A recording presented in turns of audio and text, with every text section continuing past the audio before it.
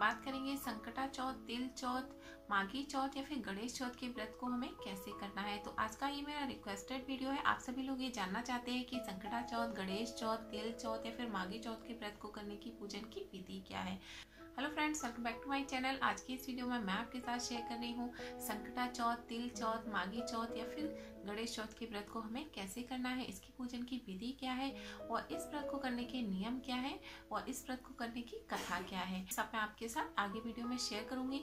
तो video start करने से पहले मैं आप सभी लोगों से रिक्वेस्ट करूंगी, अगर आप मेरे चैनल पर नए आए हैं तो प्लीज आप मेरे चैनल को सब्सक्राइब कर लीजिए और साथ में जो नोटिफिकेशन बेल का बटन होता है उस पर जरूर क्लिक कीजिएगा, जिससे कि आपको मेरे लेटेस्ट वीडियो का नोटिफिकेशन सबसे पहले मिले।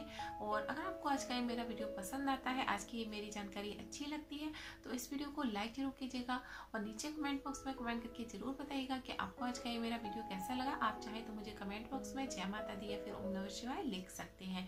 तो चलिए स्टार्ट करते हैं इस वीडियो को। सो फ्रेंड्स, सबसे पहले हम बात करेंगे कि माघी चौथ, तिल चौथ या फिर संकटा चौथ या फिर गणेश चौथ के व्रत को कब किया जाता है। यह व्रत माघ मास की कृष्ण पक्ष की चतुर्थी तिथि को किया जाता है। इस दिन भगवान श्री गणेश की पूजा की जाती है, चंद्रमा की भी पूजा की जाती है। इस व्रत को स्त्री और पुरुष दोनों ही करते हैं।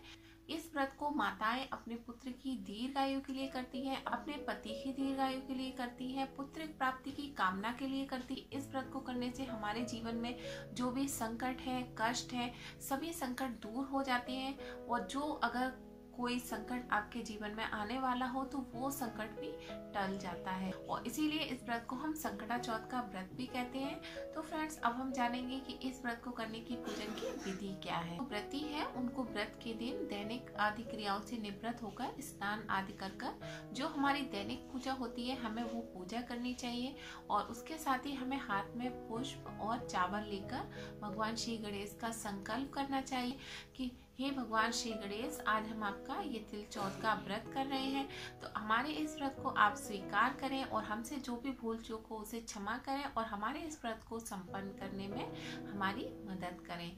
और इस तरीके से संकल्प करने के बाद जो चावल और पुष्प है उसे भगवान श्री गणेश के सामने छोड़ दें और उसके बाद पूरे दिन आप चाहे तो निर्जला व्रत रख सकते हैं, निराहार रहकर रख सकते हैं। और अगर आपसे नहीं इस तरीके से निर्जला और निराहार नहीं रह सकते तो फिर कोई बात नहीं है, आप दिन में फलाहार कर सकते हैं, दूध फल खा सकते हैं या फिर सेंधा नमक से बना हुआ फलाहार कर सकते हैं।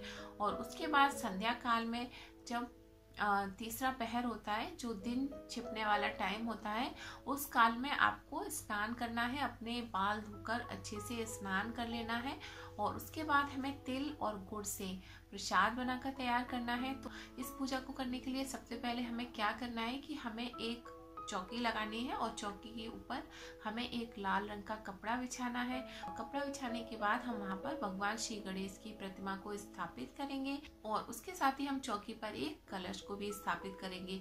तो कलश को स्थापित करने से पहले हम वहाँ पर एक चावल से अष्टदल कमल बनाएंगे। आप चाहें तो आटे से भी इस अष्टदल कमल को बना सकते हैं और जल से भरा हुआ एक कलश स्थापित करेंगे और कलश के अंदर हम एक सुपारी और एक सिक्का डालेंगे। उसके ऊपर हम एक कटोरी रखेंगे और उसके ऊपर हम थोड़े से चावल रखेंगे कटोरी के अंदर और उसके ऊपर हम एक देसी घी का दीप प्रज्वलित करेंगे। और उसके बाद अब हम स्टार्ट करेंगे पूजन करना। तो पूजन करने के लिए हमें क्या क्या सामग्री चाहिए, तो यहाँ पर हमें पूजन करने के लिए चाहिए रोली, चावल, कुमकुम, हल्दी, धूप, दीप और धूप घास, फूल माला, पान, सुपारी, जनेऊ, लौंग और दक्षिणा, गंगाजल, जल से भरा हुआ एक लोटा। इतना सब सामग्री हमें पूजा करने के लिए चाहिए। तो अब हम करेंगे पूजन स्टार्ट करना। उसके साथ ही फ्रेंड्स, इस दिन व्रत में प्रसाद चढ़ाया जाता है तिल और गुड़ के बने हुए लड्डू। तो हमें 10 तिल और गुड़ के बने हुए लड्डू चाहिए। तिल और गुड़ के हम 10 लड्डुओं का वो भगवान श्री गणेश को चढ़ाएंगे, तो इसलिए हमें पहले से ही ये प्रसाद बनाकर दिन में तैयार कर रख लेना है। और अब हम स्टार्ट करेंगे पूजन करना। तो सबसे पहले हम पूजा करेंगे कलश की। तो हम थोड़ा सा जल लेकर सबसे पहले हम कलश पर छिड़केंगे और हम ओम गम गणपति नमः, ओम सर्वमंगल मांगल्ये शिवे सर्वार्थ साधके शरण्ये त्र्यंबके गौरी नारायणी नमस्तुते। इस तरह हम माँ गौरी का ध्यान करते हुए, भगवान श्री गणेश का ध्यान करते हुए कलश पर थोड़ा सा जल छिड़केंगे। उसके बाद हम कलश पर रोली, चावल, कुमकुम, हल्दी का तिलक करेंगे, चावल लगाएंगे, वहाँ पर दक्षिणा चढ़ाएंगे और कलश पर हम पुष्प चढ़ाएंगे। उसके बाद अब हम पूजा अर्चना करेंगे भगवान श्री गणेश की। हम भगवान श्री गणेश पर थोड़ा सा जल छिड़केंगे। ओम गम गणपति नमः, ओम गम गणपति नमः, इस तरीके से भगवान श्री गणेश के मंत्र का जाप करते जाएंगे। और उसके बाद हम भगवान श्री गणेश को सबसे पहले रोली, चावल, कुमकुम, हल्दी, इन सभी चीज़ों का तिलक लगाएंगे और चावल लगाएंगे भगवान श्री गणेश को तिलक करते समय। उसके बाद हम भगवान श्री गणेश को माला अर्पण करेंगे, फूल अर्पण करेंगे, जो भी आपके पास आप अर्पण करें। और उसके बाद हम भगवान श्री गणेश को दक्षिणा चढ़ाएंगे, धूप दीप दिखाएंगे और हम भगवान श्री गणेश को एक जनेऊ पहनाएंगे, धूप घास चढ़ाएंगे, एक पान चढ़ाएंगे, सुपारी, लौंग, इस तरीके से जो पान का बीड़ा तैयार किया जाता है वो सब हम भगवान श्री गणेश को चढ़ाएंगे। और उसके साथ ही हम अगर पॉसिबल हो तो भगवान श्री गणेश को आप पीले रंग के वस्त्र भी अर्पण कीजिए। अगर आपके पास वस्त्र नहीं है तो फिर आप एक कलावे का टुकड़ा भी वस्त्र के रूप में भगवान श्री गणेश को अर्पण कर सकते हैं।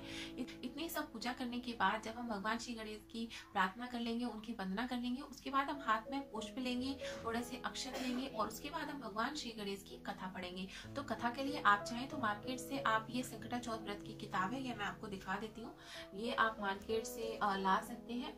ये किसी भी पूजा की शॉप से आपको बहुत आसानी से मिल जाएगी। तो मैं छोटी सी कथा आपको सुनाने वाली हूँ कि संकटा चौथ व्रत को क्यों किया जाता है। सतयुग काल में एक राजा थे, राजा हरिश्चंद्र। वह बहुत ही प्रतापी राजा थे। उनके राज में बिल्कुल भी अधर्म नहीं था। उनकी प्रजा बहुत सुखी और संपन्न थी। उसी गांव में एक विधवा ब्राह्मणी रहती थी जिसका एक 5 वर्ष का बालक था। तो जो विधवा ब्राह्मणी थी वो भिक्षा मांगकर अपना जीवन यापन करती थी। तो माघ मास की कृष्ण पक्ष की चतुर्थी के दिन उस विधवा ब्राह्मणी ने गणेश चौथ, संकटा चौथ का व्रत रखा हुआ था। वह 12 मासी संकटा चौथ का व्रत करती थी और हर चौथ के दिन विधवा ब्राह्मणी जो थी एक गोबर से गणेश जी की प्रतिमा बनाती थी। तो संध्या काल में जब उसने पूजा की सभी तैयारियां कर ली थी तो विधवा ब्राह्मणी जो थी प्रसाद बनाने के लिए अपने रसोई घर में चली गई। तो वो तिल गुड़ के लड्डू बनाने के लिए रसोई घर में गई हुई थी। उसी समय उसके बालक ने उस प्रतिमा को देखा कि प्रतिमा तो बहुत अच्छी है, तो उसने उस प्रतिमा को अपने गले में टांग लिया और उस प्रतिमा को गले में टांगकर वह बालक खेलने लगा और खेलते खेलते वह घर के बाहर आ गया। एक कुम्हार था, वह उसने उसके बालक को पकड़ लिया और ले जाकर अपने बर्तनों की आव में उस बच्चे को बिठाकर अपने आव में आग लगा दी।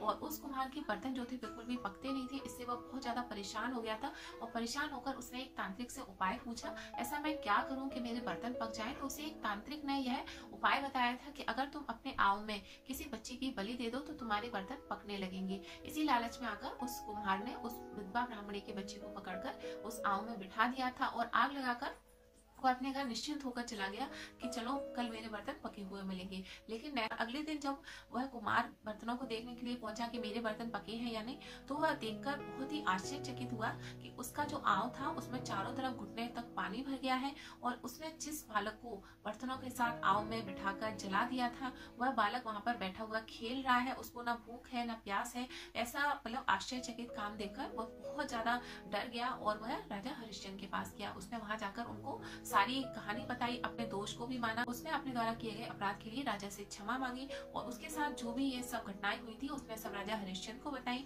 तो राजा ने फिर जो था विधवा ब्राह्मणी को बुलाया और उसका कि बुढ़िया ऐसा तू कौन सा जप तप करती है जिसके कारण तेरे बच्चे को कुछ भी नहीं हुआ और तेरा बच्चा हंसता खेलता मिला। तो विधवा ब्राह्मणी ने हाथ जोड़कर राजा को प्रणाम किया और कहा कि मैं कोई जादू टोना नहीं जानती हूँ, मैं तो भगवान विघ्नहर्ता भगवान श्री गणेश का व्रत करती हूँ, संकटनाशक भगवान श्री गणेश का व्रत करती हूँ। तो इस व्रत की महिमा को सुनकर राजा बहुत प्रसन्न हुए और उन्होंने पूरी प्रजा को इस व्रत को करने का आदेश दिया कि इस व्रत को जो भी करेगा सबके संकट दूर होंगे और विघ्नहर्ता भगवान श्री गणेश का व्रत करने से सभी के संकट दूर होते हैं। तो ये तो थी इस व्रत की कथा। और कथा को पढ़ने के पश्चात जो हाथ में पुष्प और चावल हमने लिए थे हम भगवान श्री गणेश के सामने छोड़ देंगे और उसके बाद हम भगवान श्री गणेश की आरती करेंगे। और आरती करने के पश्चात जो हमने तिल और गुड़ के 10 लड्डू भोग के लिए बनाए हैं उनको भगवान श्री गणेश का भोग लगाएंगे और उसके बाद हम भगवान श्री गणेश की चरण वंदना करेंगे। और इतने सब पूजा करने के बाद सबसे लास्ट में हम भगवान श्री गणेश से हाथ जोड़कर क्षमा प्रार्थना करेंगे। हे भगवान श्री गणेश, अगर हमसे पूजा करने में कोई भूल चूक हुई हो तो हमें क्षमा करें और हमारी इस पूजा को स्वीकार करें। और भगवान श्री गणेश की पूजा करने के पश्चात अब हम पूजा करेंगे चंद्रमा की। फ्रेंड्स, चंद्रमा की पूजा करने के लिए हम एक लोटे में जल और कच्चा दूध मिलाकर एक लोटा जल का तैयार कर लेंगे। और जब चंद्रमा निकलेगा तो फिर हम चंद्रमा की पूजा करेंगे। तो हम सबसे पहले चंद्रमा पर हम रोली, चावल, कुमकुम, हल्दी जो भी हमारी थाली में है हम सब भगवान देव पर इसको हल्का सा छिड़केंगे। और उसके बाद हम जो हमारा जल का लोटा है उसको हम जल चढ़ाएंगे। तो जल कैसे चढ़ाएंगे, या तो आप किसी गमले में उस जल को चढ़ा सकते हैं चंद्रदेव भगवान की तरफ देखते हुए, या फिर आप कोई बर्तन नीचे रख लीजिए और उसमें आप जल को चढ़ा दीजिए। जल जो है पैरों के पास बिल्कुल नहीं आना चाहिए। और जो तिल और गुड़ का प्रसाद है हम चंद्रदेव भगवान को अर्पण करेंगे, फूल अर्पण करेंगे, धूप दीप चंद्रदेव भगवान को दिखाएंगे और भगवान को हाथ जोड़कर प्रणाम करेंगे। इस तरीके से पूर्ण होती है संकटनाशक गणेश चौथ व्रत की पूजा विधि। चंद्रमा की पूजा करने के पश्चात अब हमने जो भगवान श्री गणेश को तिल और गुड़ के 10 लड्डुओं का भोग लगाया था उसमें से हमें 5 लड्डू दक्षिणा रखकर किसी ब्राह्मण को पैर छूकर दे देना है। और उसके बाद जो हमारे पास 5 लड्डुओं का प्रसाद बचेगा उसे हम पूरे परिवार के सदस्यों में प्रसाद बांटेंगे और उसमें से हम स्वयं भी ग्रहण करेंगे। और आप चाहे तो इस व्रत के पश्चात एक टाइम भोजन कर सकते हैं, चाहे तो सेंधा नमक का भोजन कर सकते हैं, क्योंकि हर जगह पर बहुत सारी अलग अलग रीति होती है तो मैं आपको उसी के अकॉर्डिंग बता रही हूँ। सो फ्रेंड्स, आप लोगों ने जान लिया है तिल चौथ, माघी चौथ, संकटा चौथ या फिर गणेश चौथ के व्रत की पूजन की विधि क्या है। मैं आशा करती हूँ फ्रेंड्स आपको आज का ये मेरा वीडियो पसंद आया होगा। इस दिन हम पूजा करते हैं भगवान श्री गणेश की, विघ्नहर्ता, संकटनाशक भगवान श्री गणेश की। हम जब पूजा अर्चना करते हैं तो हमारे जीवन से सभी संकट दूर हो जाते हैं। भगवान श्री गणेश सबकी मनोकामनाओं को पूर्ण करते हैं। फिर आपके जीवन में किसी भी तरह का संकट हो तो फिर आप इस व्रत को जरूर कीजिएगा। विघ्नहर्ता संकटनाशक भगवान श्री गणेश का यह व्रत बहुत ही उत्तम फलदायी है और इस व्रत को आप चाहे तो साल भर कर सकते हैं। जो भी लोग संकटा चौथ के व्रत को स्टार्ट करना चाहते हैं तो इसी चौथ के व्रत से इस व्रत को स्टार्ट कर सकते हैं। और पूरे साल व्रत रखने के पश्चात आपको इस व्रत का उद्यापन करना होता है। और अगर आपको आज का मेरा वीडियो पसंद आया हो तो प्लीज इस वीडियो को लाइक जरूर कीजिएगा और मुझे कमेंट बॉक्स में कमेंट करके जरूर बताइएगा कि आपको आज की मेरी जानकारी कैसी लगी।